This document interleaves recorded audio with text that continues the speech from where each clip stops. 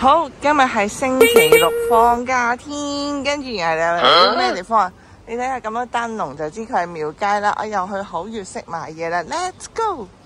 好，再講多次好月色點嚟先，就係咧 A 出口啦，出門口轉右啦，跟住行到去牌坊嘅位置，然後入嚟啦，見到 Circle K， 跟住就轉到好月色，咁我哋就可以入去買金啦 ，Let's go！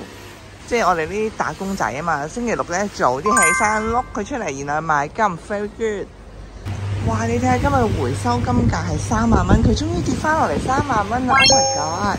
好啦，我哋去俾錢先啦 ，Let's go！ 人生最緊要係咩？買金啦，梗係。好啦，我哋又見到佢有個 WhatsApp group， 又錄下先。你哋有興趣就可以入呢個 WhatsApp group 睇睇啲金價幾錢。佢每日都報金價嘅。我哋而家咧仲500蚊買金，咁我買金價幾錢先？哥哥請問今日金價幾錢啊？3萬1。我今日係31000蚊啊！如果我買嘅話，好啊好啊，我俾錢啦，唔該。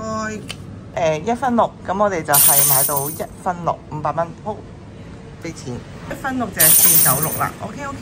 今日咧就係496蚊，攞500蚊嚟買到1分6，咁啊1分6就咁大粒。有咩都會睇到幾大粒？我1個月坐1粒，1年之後就好多噶啦。好啦，就咁決定啦。中意呢條片嘅俾 like 同訂閱，多謝晒，拜拜。